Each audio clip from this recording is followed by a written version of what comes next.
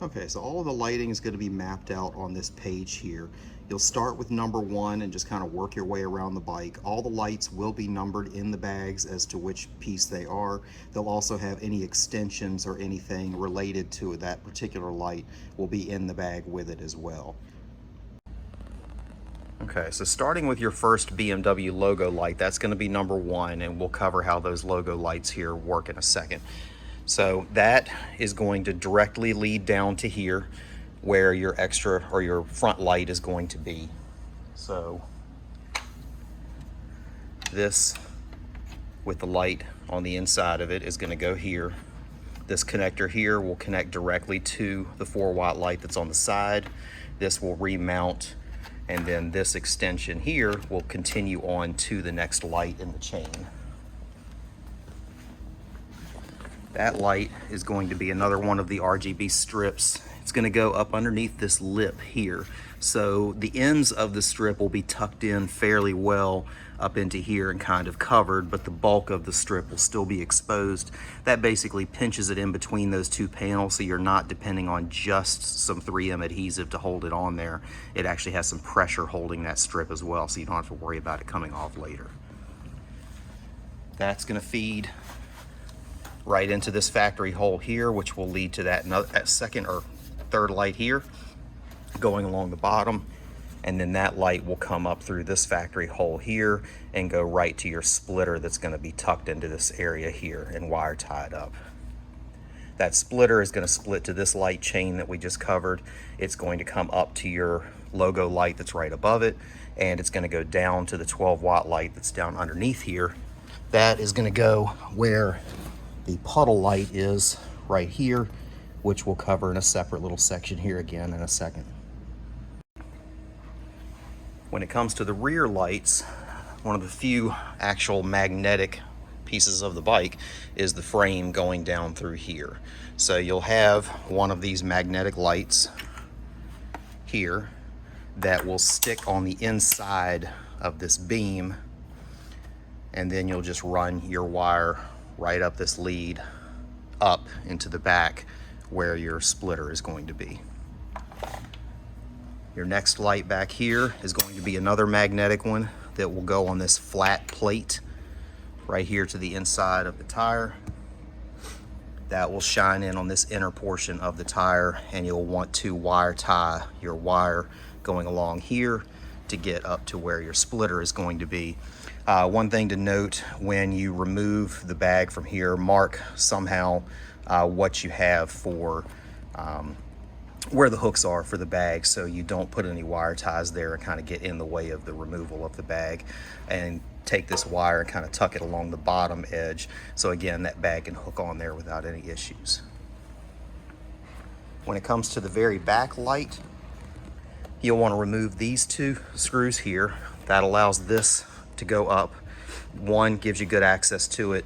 Two, you want to make sure when you do mount that light in there that you do not keep this too restricted to where if the dealer wants to service the tire or something along those lines, they can easily move it up and down. So this is going to be your 12-watt light in the back. That is going to use two of the factory bolts or screws right here that go through to the license plate holder. So you will have to remove your license plate, and then you'll see those nuts there. They are nylon lock nuts, so they are just long enough to reach when this goes through to where they're going to lock in well and hold up good. And then you'll have the same exact lights here, another one on the back of that, another one on the back of the bar that's behind here. And your splitter in the rear is going to need to be tucked up into here. So you'll have to get fairly creative to get all your wires in there, because there is a lot and not a whole lot of gaps, but you can run the bulk of them up behind through here on either side. Since the biggest splitter they make is a 4-way splitter and you have 5 connections, there will be one 2-way splitter that we set up to split between this 12-watt one here and also run over to the magnetic one that's here on the side to get that down to just being 4 connections that come up here and go to the splitter that's tucked in there. Okay, when it comes to your switch and relay, the relay is designed to go right into here and bolt to the factory bolt that's here. So you'll have a little ground pigtail that's being used for the relay. You'll tuck that to the back side of this tab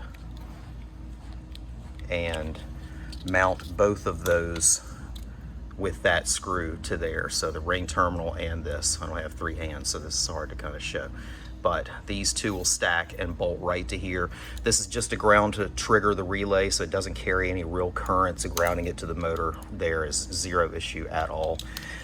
You'll have an illuminated switch. We do have it designed to be powered all of the time, so if you want to leave the lights on the bike when you're not around, you can, or at a show or something along those lines.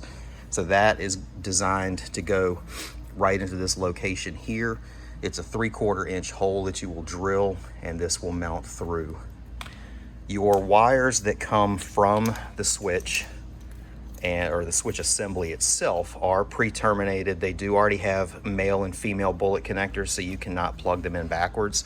But those wires are going to run up through here, underneath this panel, and then down underneath the panel through here to come out down here where the battery is. One will come off and go right to the fuse holder that's going to go right to the positive, so that'll be pretty straightforward. The other you're going to bring around to where the actual module is, and we'll cover the options on the module here in a sec. Okay, so the module itself has two leads coming off of it. One will be a longer extension, probably 5 feet or so, going this direction to that front splitter, and the one with the shorter extension will go back here to the other splitter to cover the rear. The module you can do a bunch of different things with. You can, depending on what you have, we have multiple amplifiers in here. This bike's kind of torn to pieces all the time, so just excuse the mess. But you can either tuck it down into that pocket that's there if you don't have that occupied with something else, or you can take this tiny little plastic nub and snip that off, and this will sit flat right here. We generally flip it upside down and set it right down in there. The one key thing, if you decide to go that route, is this little groove that's right here is where a tab underneath the seat sits down on it. Doesn't seem to matter at all if you remove that tab, but if you do put this brain here blocking that tab or anything blocking that tab, you will need to snip a significant portion of that tab off from underneath the seat that you'll see if you look under the seat. It's pretty obvious. But this is a good resting place if you do not have this available. If you're only running one amplifier of our kits or something, then you should be able to put it in there with the fuse holder with no problem. There is a number code on here that is only applicable for the wireless remote controls that come with the kit. Your cell phone will not need that code when it comes to connecting to it wirelessly. And that should basically cover it. Sorry it was such a rushed video and so many pieces, but we have the whole bike disassembled and going, multiple parts of it being shipped to the MOA rally in June in Oregon. So if you have any questions at all, definitely reach out to us. We're happy to give you any information that maybe we're missing. Hopefully we'll get some better video with full disassembly instructions and everything else. But we certainly can send you clips from our audio installation videos that will show a lot of the disassembly of different parts. Okay, so once you have your side panel off, you're going to want to remove this BMW logo. That's going to be these little tabs that are holding it in place that you'll need to squeeze in one at a time and kind of work your way around the circle to get that to come off.